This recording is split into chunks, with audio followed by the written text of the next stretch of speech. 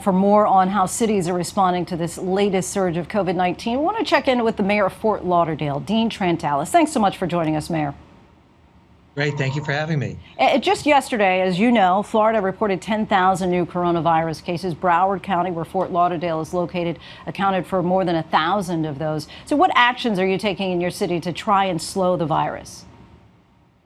Well, you know, this virus is running fast and loose everywhere in Florida and everywhere in this country.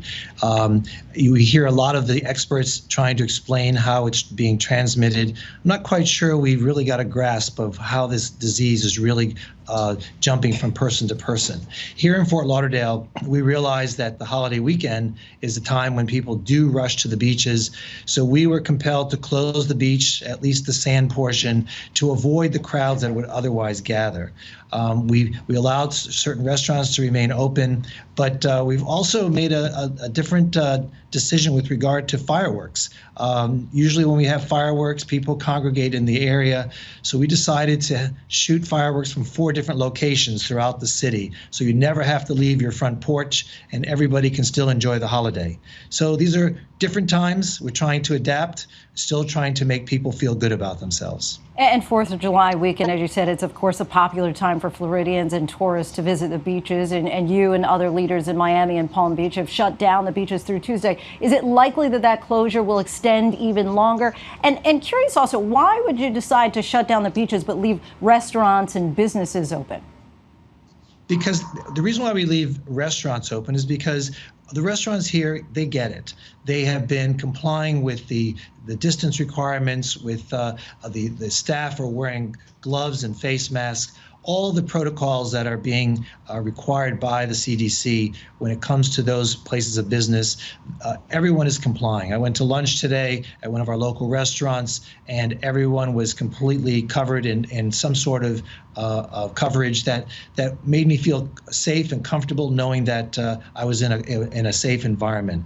So it would have been overreaching to have closed those businesses. And again, you know, we're a tourist destination. We want to make people feel comfortable when they come to our city, and everybody leaves here knowing that they had enjoyed their vacation and they left and they knew that Fort Lauderdale was a safe place.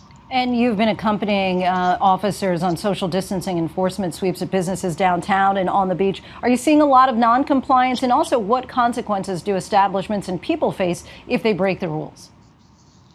Well, I did accompany our code enforcement folks a couple of Fridays ago. It was eye-opening.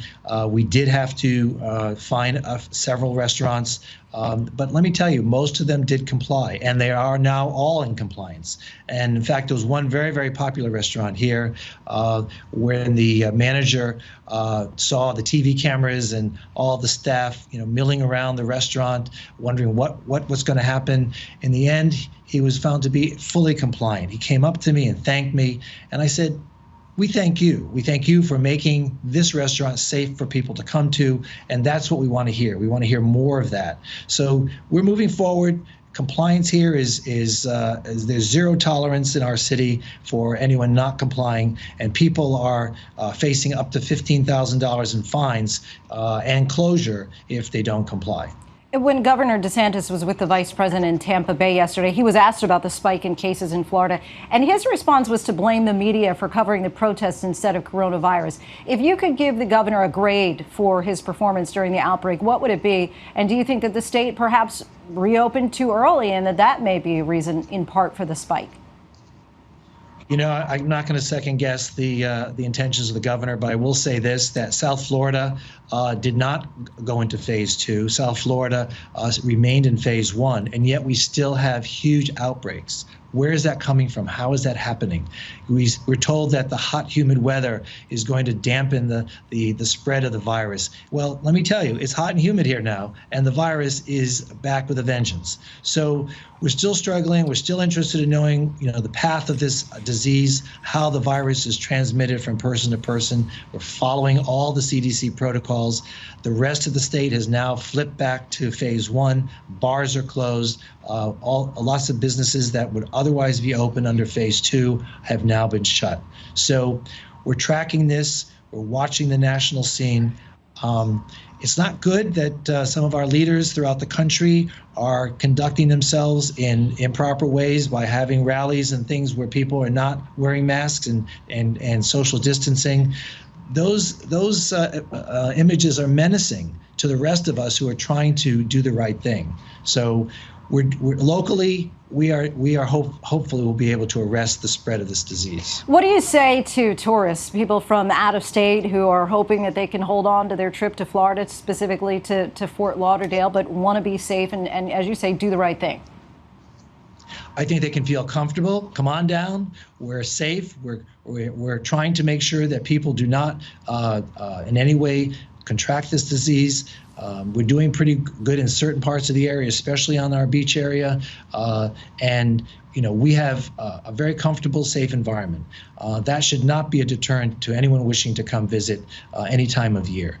But keep in mind, we're doing our best to ensure that travelers here don't bring it with them. So we have some precautions that we follow. People should be aware of that. You cannot go into a grocery store unless you wear a mask. You cannot go into a restaurant unless you are wearing a mask. So these are the protocols. So if you're visiting us, be prepared to follow these rules. All right, Mayor Trantalis, thank you so much for your time and stay safe. Thank you. Same to you. Hi, everyone. George Stephanopoulos here. Thanks for checking out the ABC News YouTube channel. If you'd like to get more videos, show highlights, and watch live event coverage, click on the right over here to subscribe to our channel. And don't forget to download the ABC News app for breaking news alerts. Thanks for watching.